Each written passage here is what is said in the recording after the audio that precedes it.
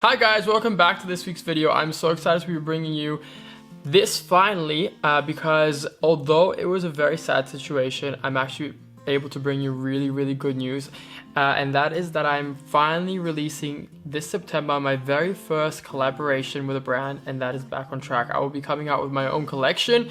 It's gonna have various different products in it, and I'm so excited to share with you guys because we have been working on this for more than 2 years. So that is a huge amount of time for me to have to hold this a secret to you guys, but I know that it's only 2 months away from being released.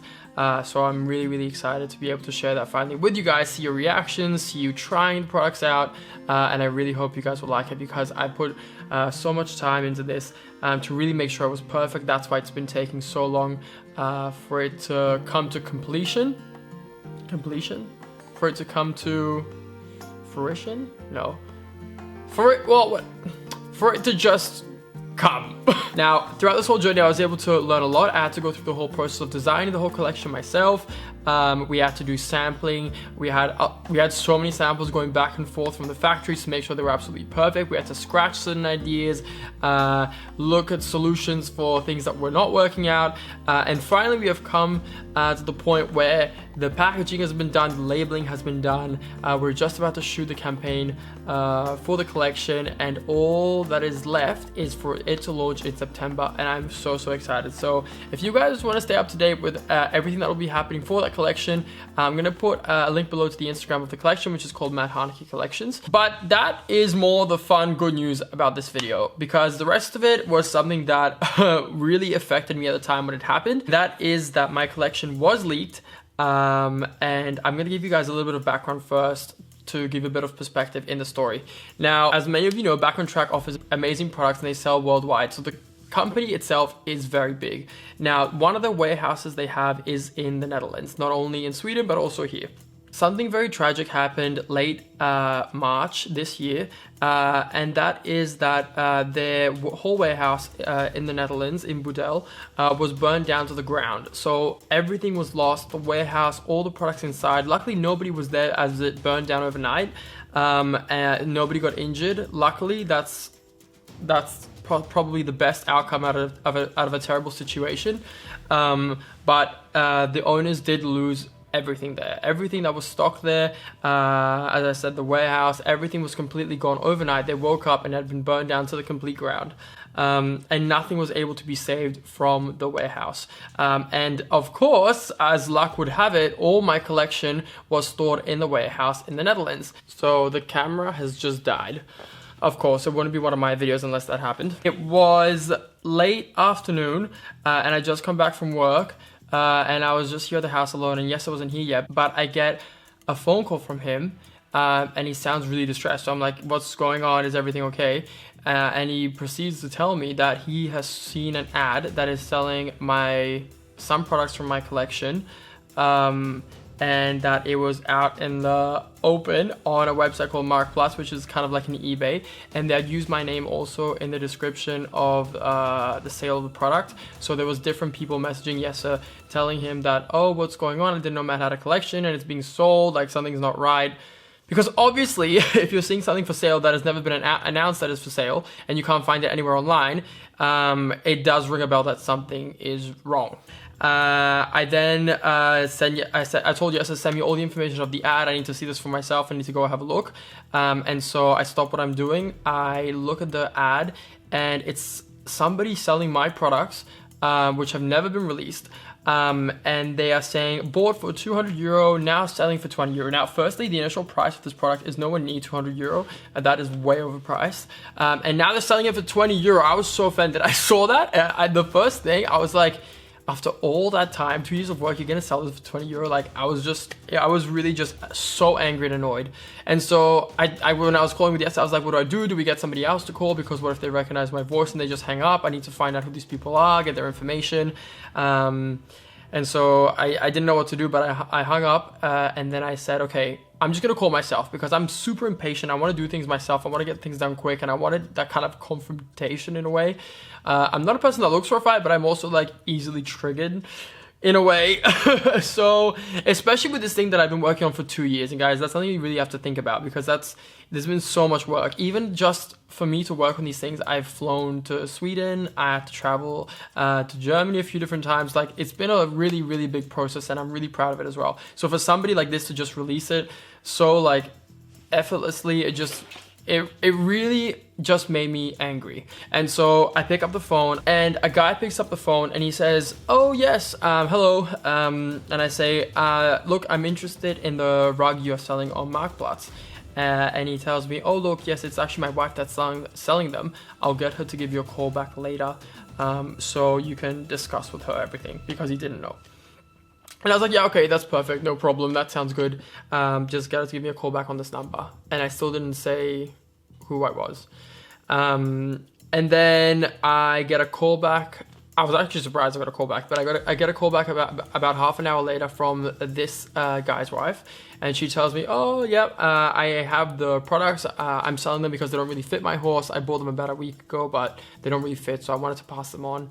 And I go on to explain to her, I say, "I'm actually Matt Harnacke, the person who designed the rugs. The collection hasn't been released, so you actually have stolen goods in your possession."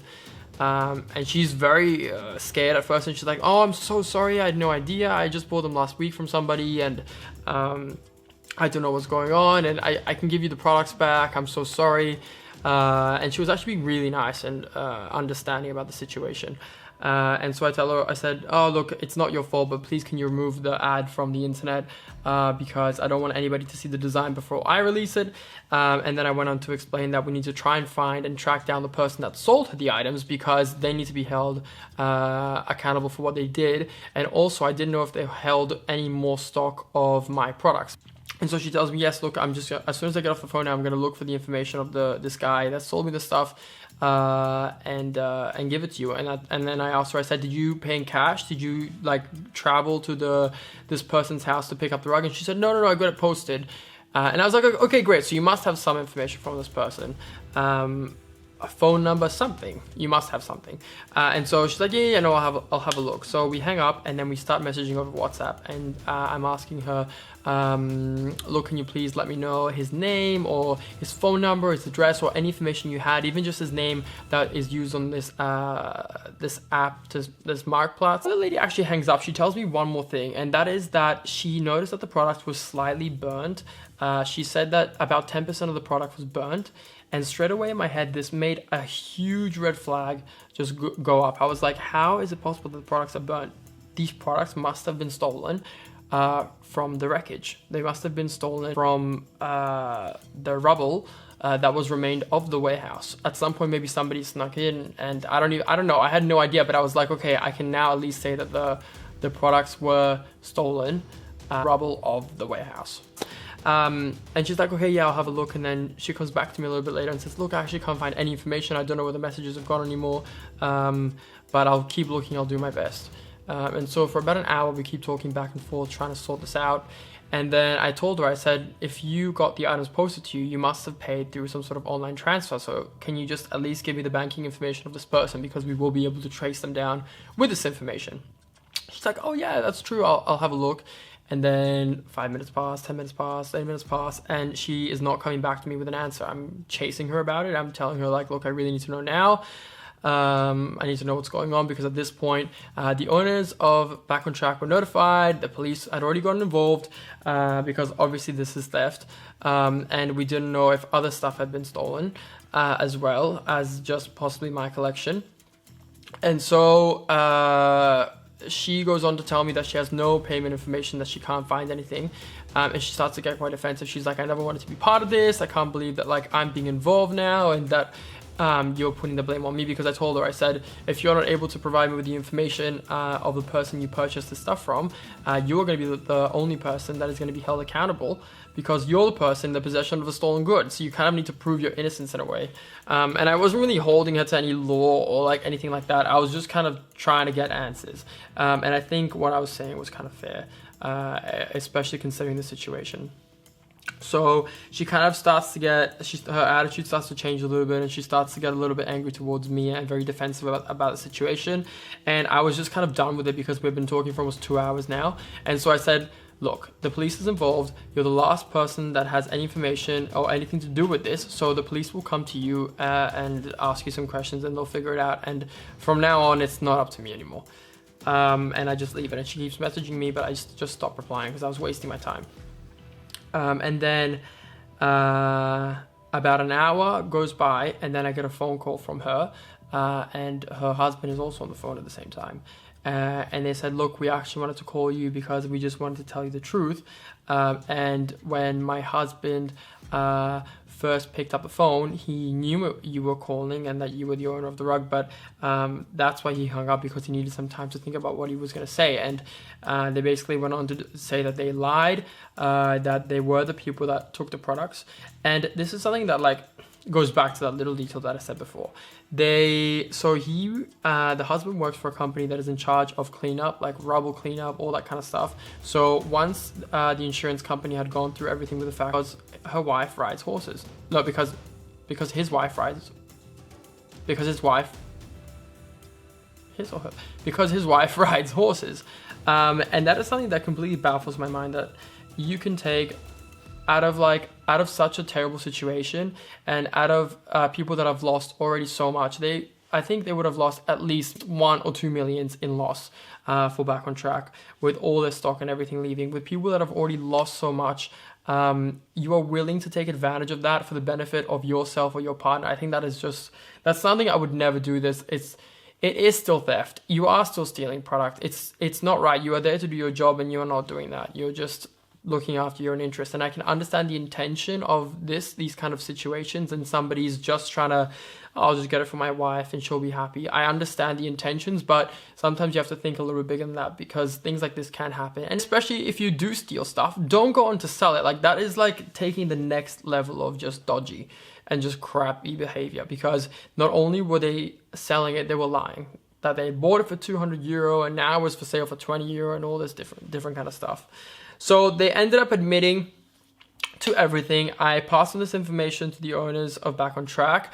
The kind of clearing company issued us a formal apology that this is not the way they worked, and that they were sorry that we had to go through this. And anyway, it was just an email, which is really like, yeah, it's nice that they did it, but it's not really going to bring us anywhere, especially if more people had seen the design of my product, which I'm really glad they didn't. We had a few people message us once the ad went up saying what's going on, but luckily I was able to convince the lady to take the ad down quite quickly, so not a lot of people saw it. I think a lot of you guys haven't seen the design yet. You can't really find it online as well, so I'm hoping that I will be the first person to be able to release all of my products in the design of this, because it's something that I have worked on for so long. And it's just sad that it nearly all got ruined because somebody wanted to look after their own interests and benefit out of other people's loss.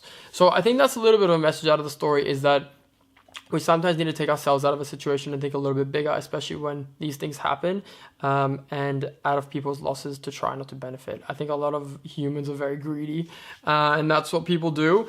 And I can sympathize in the sense that everybody makes mistakes, and I understand that, but you also have to be held responsible and accountable and have consequences if you decide to act in these ways. Hey, well, thank you guys so much for joining me on this story time. I hope you guys enjoyed it. It's a little bit of a different video for me, but I wanted to share it with you guys because it's going to have a lot of context and everything that's going to happen in my life for the next 2 months. I'm so excited for this collection to come out. I've really put in so much time and effort into making sure that it's absolutely perfect, and it's really the vision I had for the design, and so I hope you guys will like that. It's kind of scary because a lot of that responsibility now falls on me if people like it or don't like it. But I try my best to make it as inclusive for everybody, with the price range, with the design, and all the products we offer actually benefit your horse as well, with the Weltex material from Back on Track. Because one of the main reasons I didn't want to just go out and do merchandising, because I've been asked by a lot of people, oh, do some merch. I wanted to provide a product that was actually really good. And I feel like with merchandise, sometimes it can fall quite short of that. But yeah, thank you guys so much for joining me on this video. I hope you enjoyed it. I hope it was interesting, at least, to hear about this stuff. And I will catch you guys on the next video. Okay, bye-bye.